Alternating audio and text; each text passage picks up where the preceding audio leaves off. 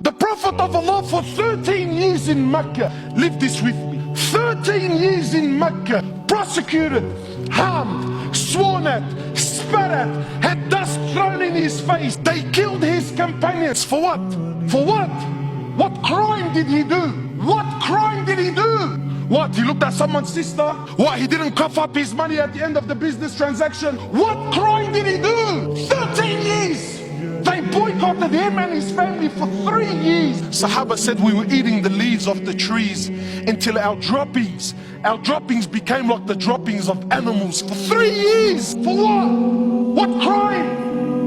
Sumayya radiallahu in front of the Prophet, publicly. I'm not telling you, wallah, you know what, that they started sending around a WhatsApp video about what. No. Publicly, live, in front of the Prophet and his companions. They grabbed Sumayya, a woman! They grabbed her publicly. They opened her legs in front of her husband and her son. And they rammed a spear into her private parts until they killed her. They exiled him from his land, Mecca.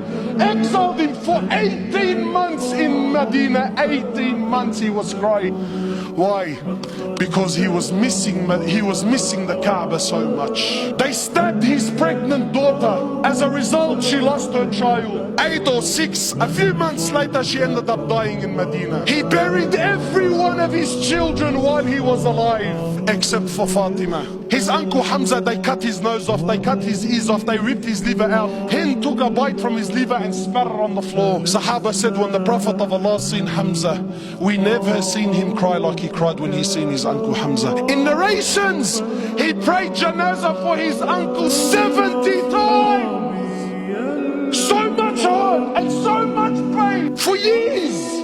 And then when Fatah Mecca came, and now he comes back victorious with an army of 10,000 companions, an army the which Arabia never seen in their lives. Men who at the drop of a word were happy to give their lives just to see him smile. He enters into the Haram of Mecca, 10,000 soldiers surrounding, and those people that harmed him for years and years and years. Where are they gonna go now, bro? Talk about the tables turning, huh?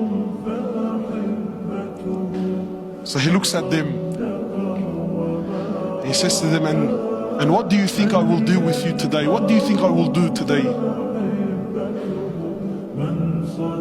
They said, you're an honorable, generous person, the son of an honorable, generous person. The Prophet of Allah turns around and says to the kuffar, اذهبوا فأنتم الطلقاء. Go, every single one of you are free, I forgive you. Where's this sunnah in our lives, man?